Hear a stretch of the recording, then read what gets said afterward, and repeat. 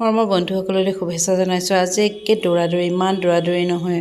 মই একদম দৌৰাদৌৰিকৈ উঠি মাটি দালি বনালে সেইদিনাখন বহুত দৌৰাদৌৰি হয়, বাকলি গুচোৱা, ধোৱা বহোৱা।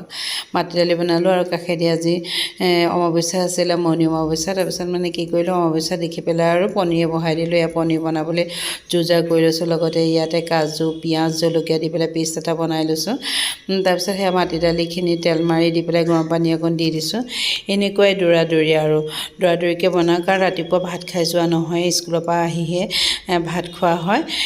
মানে সময়ৰ মূল্যটো এতিয়াহে বুজি পোৱা যায়, বিশেষকৈ ৰাতিপুৱা সময়কণত। নহ'লে কোনোবা সময়ত যিদিনাখন স্কুল বন্ধ থাকে সেইদিনাখন বহি শুই কটাবলৈ মন যায়। কিন্তু যেতিয়া দৌৰাদৌৰি কৰি থাকোঁ তেতিয়াহে মানে গম পোৱা যায় যে কেনেকৈ সময়বিলাক গৈ আছে। ইমান দৌৰাদৌৰি হয় নহয় ৰাতিপুৱা সময়ত, কোনটো কৰিম কোনটো নকৰিম লাগি যায়। প্ৰতিখন ঘৰৰে মাইকী মানুহজনী তেনেকুৱাই হয় যেন লাগে ন। কাৰণ নিজে চাকৰি কৰিলেও নকৰিলেও ঘৰৰ কামখিনিতো কৰিবই লাগিব, ল'ৰা ছোৱালী বিদ্যালয়লৈ পঠিয়াবই লাগিব। সেইকাৰণে সময়কণ মানে কোনফালে যায় গম পোৱা নাযায়। ঘড়ীৰ কাঁটাডাল যেন দৌৰি দৌৰিহে যেন ঘূৰিছে। ইপিনে ঘড়ী কাঁটা ঘূৰি সময় গৈ থাকে আৰু ইপিনে আমাৰ কামৰো শেষ নহয়।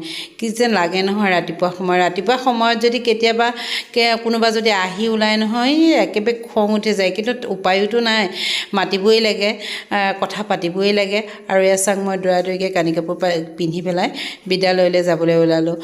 কাৰণ যদি সোনকালে নাযাওঁ আৰু 9টা বজাৰ আগত যদি বিদ্যালয় নাপাওঁগৈ, তেতিয়াহ'লে আৰু সেইখন এখন বেলেগ মহাভাৰত ৰামায়ণ।